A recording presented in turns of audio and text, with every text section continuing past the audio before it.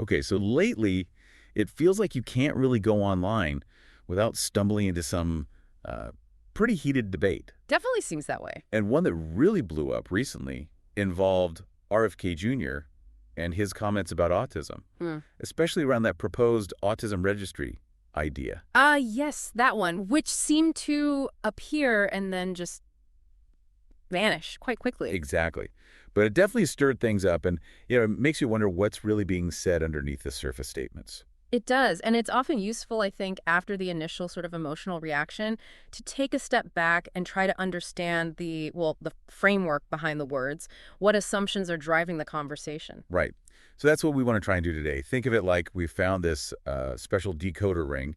We're going to use it to try and understand the system of thought potentially behind these kinds of statements. A decoder ring, I like that. Yeah, so our mission for this deep dive is basically to unpack the language, maybe expose the underlying logic being used. We're leaning heavily on an article here that analyzes RFK Jr.'s comments through a really specific, almost critical lens. It calls it a capitalist dictionary. That's a really interesting concept, the capitalist dictionary, and the article lays out some, well, pretty stark definitions according to this framework. Sark is a good word for it. Yeah. So what are the key terms? Okay, so according to this analysis, when you see freedom in this context, it argues it's not really about individual liberty, but more about serving the interests of the wealthy or the system itself. Okay, freedom to serve. In a sense, yes. Hmm. Then there's equality. The argument is that this shifts from, inherent worth to meaning everyone gets an equal chance to serve the wealthy. Right, equal opportunity for usefulness to capital. Exactly. Then happiness. This gets redefined, the article suggests, as basically liking your role, finding contentment in how you serve the wealthy. Wow, okay. Not personal fulfillment then. Not primarily, no. And maybe the most jarring one is failure. In this dictionary, failure isn't personal struggle. It's when your life's work isn't considered useful to the wealthy. Oof.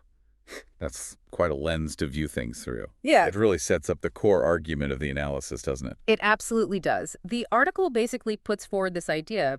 When RFK Jr. discusses autism, maybe the primary concern isn't the human experience itself, the joys, the struggles, the unique perspective. But instead, Instead, the analysis argues it's about capital. It's about how autistic existence, because it often differs from the neurotypical norm, might be seen as an economic disruption, a disruption to a system that, well, really values compliance and predictable productivity. okay, so with this capitalist dictionary as our decoder ring, let's start with that first term, freedom as serving the rich. How does the analysis unpack that in relation to the autism comments? Well, the analysis makes a key distinction. It argues that when RFK Jr. talks about freedom in this context, the concern isn't really about the freedom of autistic people or their families to live lives that are meaningful to them. Okay, so not freedom for autistic people, but freedom from something. Kind of. Yeah. The interpretation is that the underlying concern is more about the freedom of, say, corporations or the broader economic system to maintain a workforce that's predictable, compliant, and ultimately profitable. Right, and the article suggests autism sort of challenges that. Exactly. With its diverse ways of being, thinking, and interacting, autism can be seen through this lens as a challenge to that capitalist ideal of the perfectly interchangeable, productive worker. It implicitly questions the idea that every single person must fit neatly into that profit-driven model. That makes sense. And what about the language used, like calling it a crisis? How does the analysis interpret that? Well, this is where the dictionary really comes into play. The article suggests that when a term like crisis is used within this framework, particularly regarding something like increased autism prevalence, it might not primarily be about human suffering or the need for support. So what is it about then, according to this view? It could be about the perceived disruption to the expectation that every life will be easily monetized, that every person represents a potential unit of labor or consumption.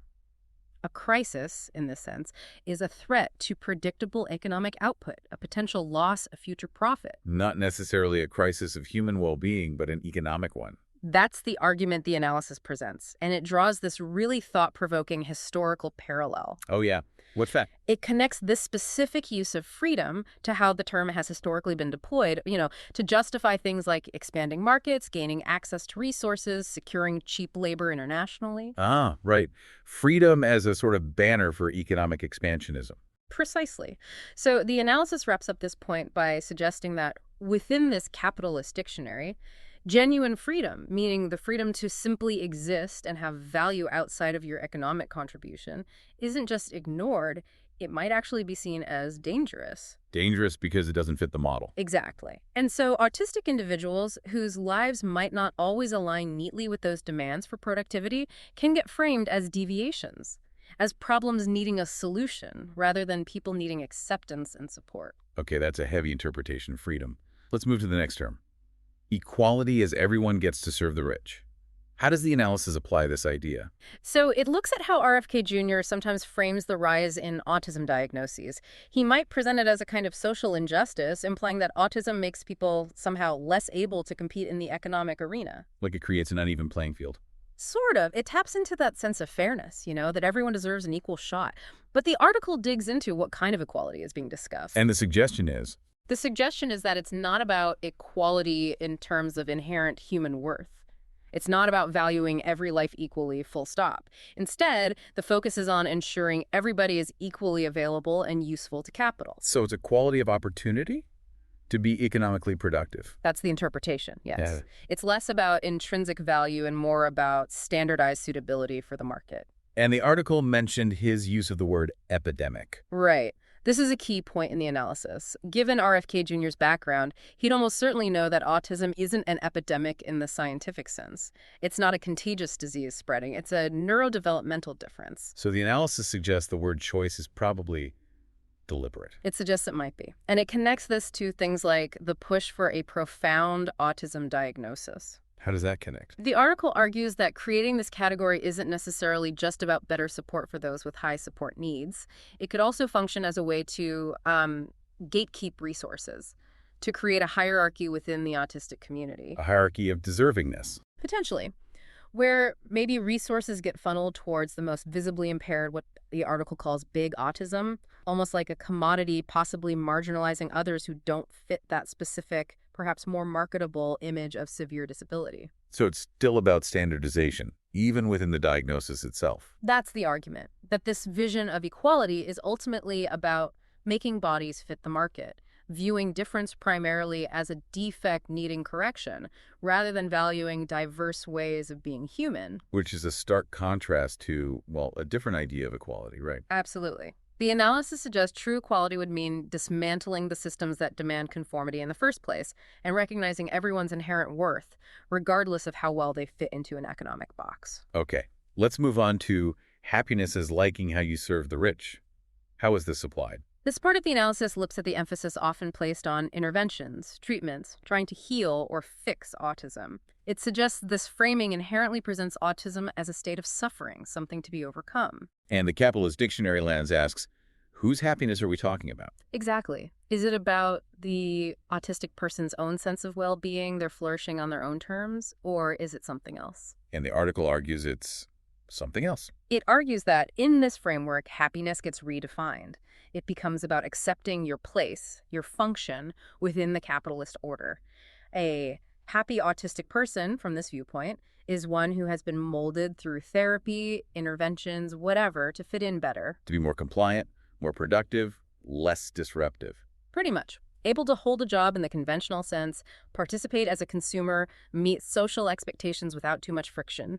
The outward performance of adjustment becomes the measure of happiness. So the actual internal feeling, the authentic joy or contentment, is secondary. The analysis suggests it often is. What matters more is looking like you've adapted successfully to the market's demands.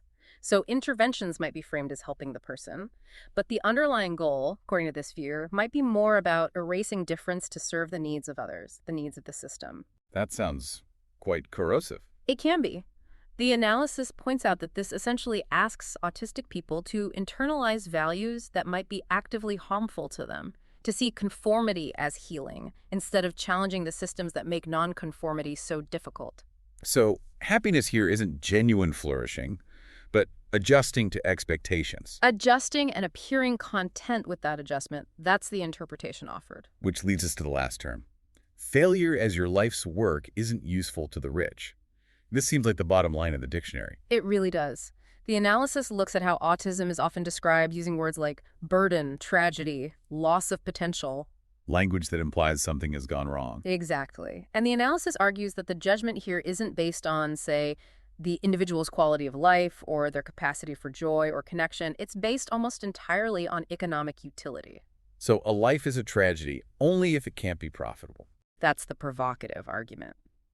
Failure in this context isn't about personal hardship or missing out on life experiences.